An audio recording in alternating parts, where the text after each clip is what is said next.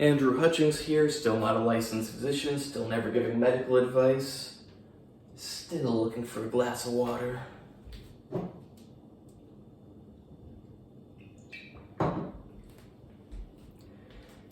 Purely educational and informational.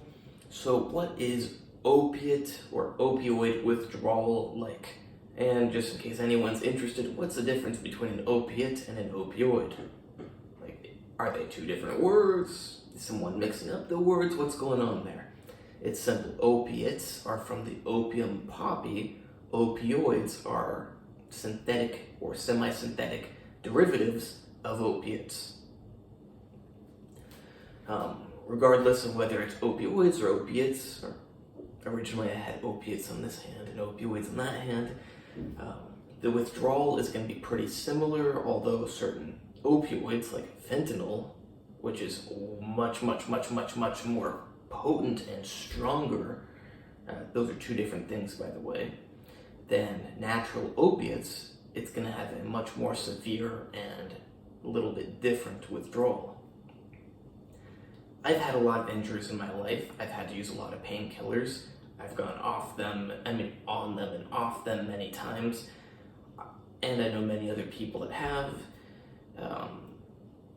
So yeah, I know a lot about them. Ideally, you don't want to have to take them, but guess what? If you get severe injuries, you have to take them. It's not an option. So, how do you get to the point of going through withdrawal in the first place? Well, when you first take a medication, your body is caught off guard. It's altered by the medication, but as you continue to take it, your body adapts because it doesn't want to be altered.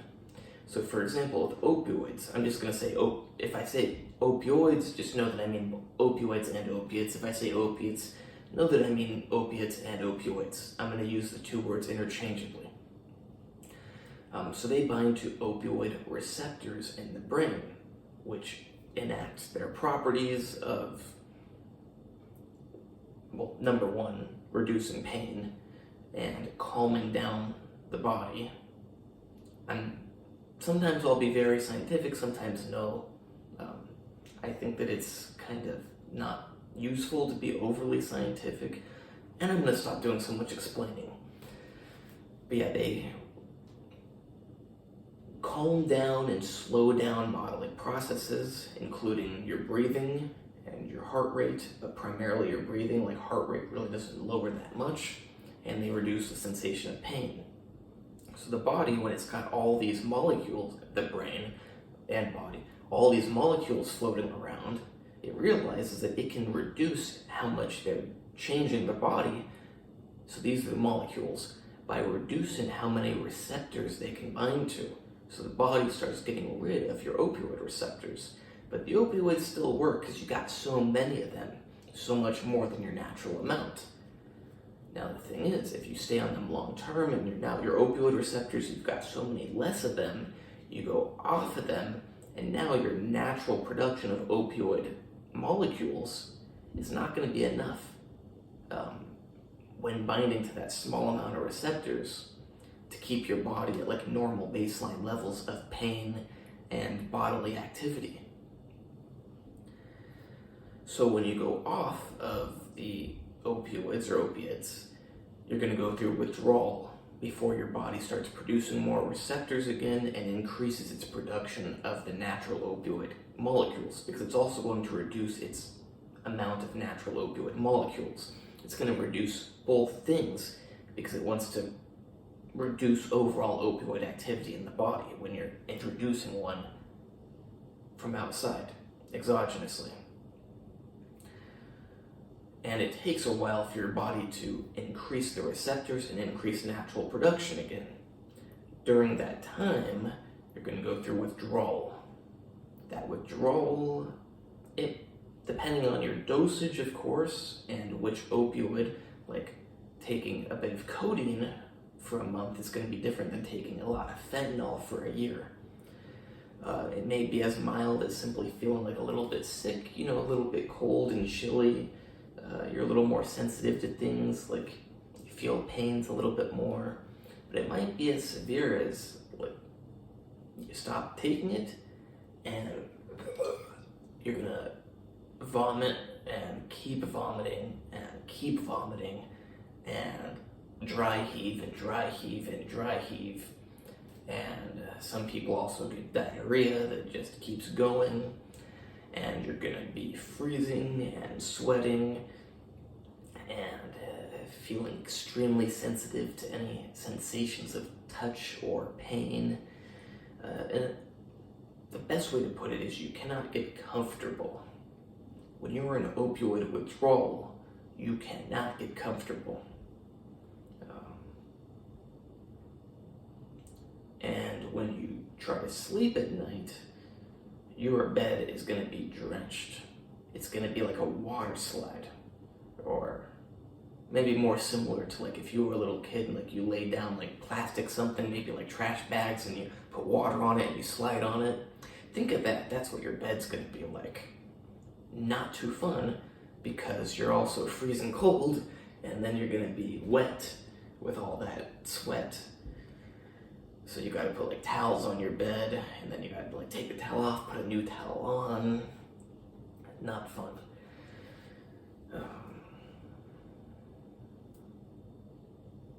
Very low in energy.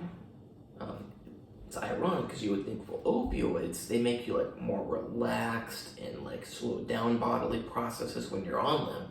So wouldn't you have like more energy when you come off of them? No, your energy will be zapped. You'll want to sleep like all day, and sleeping all day is certainly a better option than being awake and feeling like garbage all day. So if you can sleep, you want to sleep. But yeah, you'll certainly want to sleep because you'll have no energy to do anything. Just going for a little walk is going to be a drag.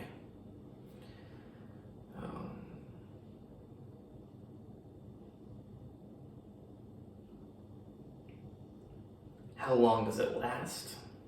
Well, that really depends. And the acute phase of like the vomiting and the diarrhea, hard to say. Plus, it's been a while since I've used opioids because I haven't had any big injuries in a long time, luckily.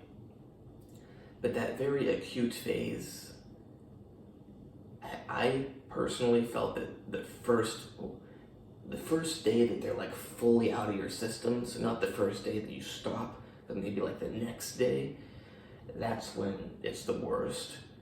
And then it's like not as bad the next day, not as bad the next day.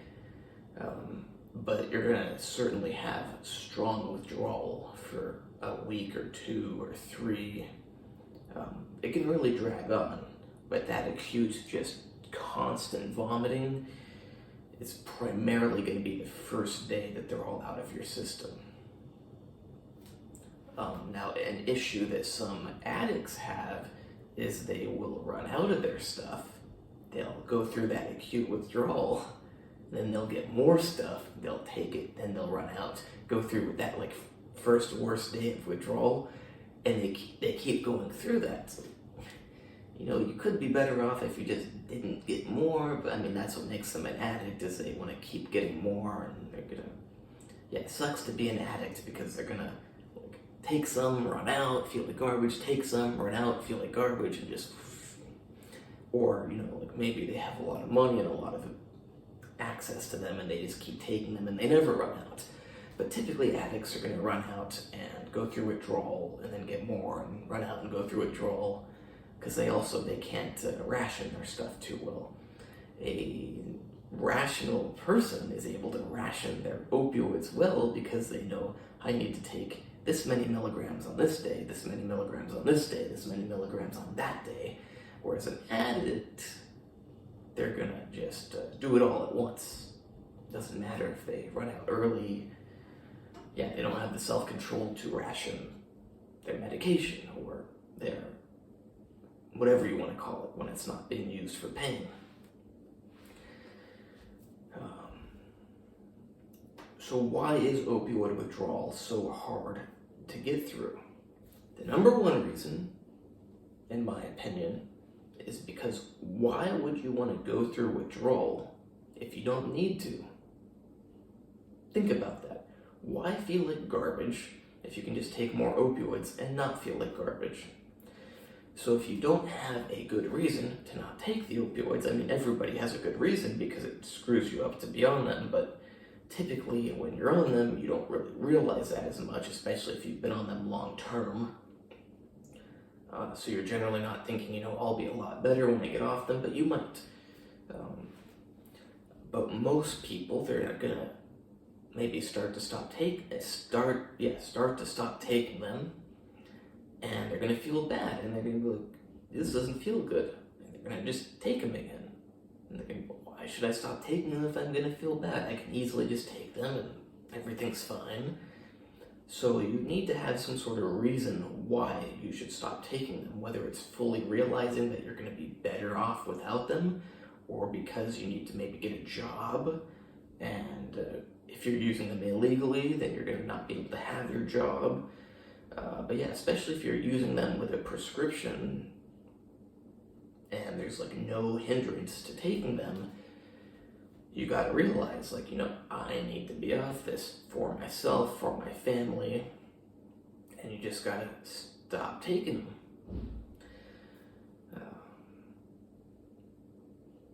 Now, I was always able to stop taking them much easier than other people.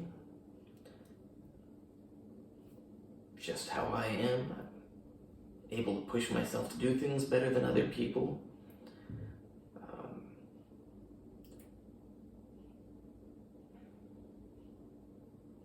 But you have to realize that it's gonna end. It's like you stop taking them, you feel bad, but it's gonna end. And then if you stop taking them and you feel bad for a day or two and then you take them again, well, now you're gonna have to go through it all over again. Whereas if you just stop and stay stopped, you're gonna get it over with a lot quicker. And people make the mistake of tapering off. Tapering is a good idea, but you wanna do a quick taper. You don't wanna spend a year tapering off, because chances are during that time you're gonna just say screw it and take more, and then you're gonna have to restart your taper, and then eventually you're gonna say screw it and you're gonna take more, and you restart and you're never gonna get off. If you decide you're gonna get off them and stop, just get off them and stop. It's not complicated, it's not gonna kill you. Just buy some electrolyte powder and drink that. Maybe get some loperamide, which is a peripheral opioid agonist, which means it's going to reduce some of the sweating, but primarily reduce the diarrhea and perhaps the vomiting. Can be helpful to take a beta blocker to reduce some of the anxiety a bit. But you don't want to go from one drug to another. Not that beta blockers are the most addictive, worst drugs to be on. You could use benzodiazepines to make the withdrawal from opioids a lot more manageable. But people have problems with addiction to benzodiazepines.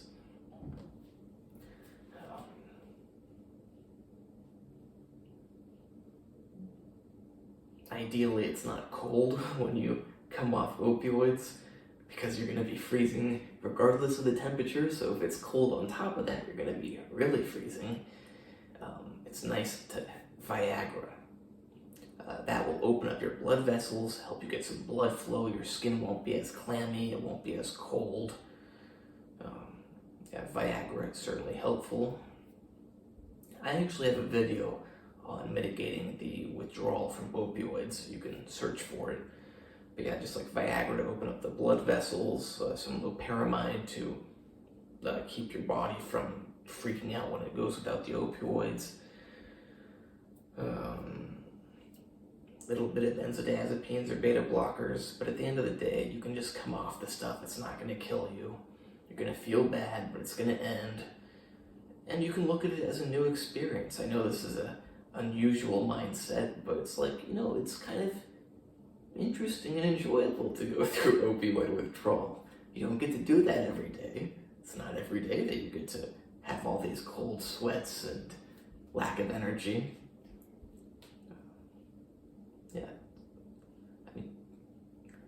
I actually have some nostalgic memories of opioid withdrawal. makes you really calm because you got no energy to not be calm. But yeah, get off them. Your life is going to be better without them. If you have injuries, I recommend you take them for a short period of time, because if you take them for a long amount of time, you might also develop a pain disorder and become like hypersensitive to pain. I certainly don't abuse them, like don't use them if you don't have pain. Not that people are gonna listen to that, but yeah, not a good idea just to take them for fun. They're not too fun.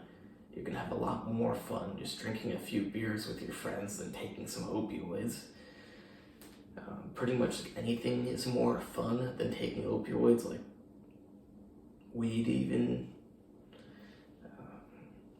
Hope you like this video. Hope it brought some insight. Yeah, opioid withdrawal sucks. It's not really dangerous. I mean, it's kind of dangerous, like from the fluid loss and electrolyte imbalance. But chances are, unless you have like a heart condition, that you're not gonna like actually have a heart attack or something when you're going through withdrawal. Now, benzodiazepines, which I mentioned, actually can kill you during withdrawal. That's a good reason not to get hooked on those. Please like, subscribe, and comment. Check out the other videos wherever they might be. Check out my website, andrewhutchings.org, where you can hire me for consultations, coaching, plans, etc. on lifting, on diet, on supplements, on special supplements. But you don't need the special supplements. Check out my Instagram, natural_true_fitness, where you can see what you can achieve naturally without special supplements, aka steroids, SARMs, human growth hormone, insulin.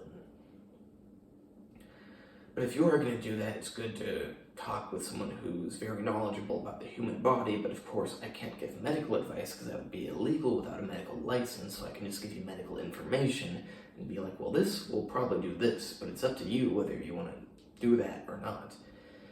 And I've got a book on tendinitis called A Systematic Guide to Defeating Tendinitis, which you can find on Amazon. I recommend you open a new tab right now and type it in, A Systematic Guide to Defeating Tendinitis. You find the fast shipping option, you get it ASAP, so you can start living life pain-free. And interesting, you could also not take opioids.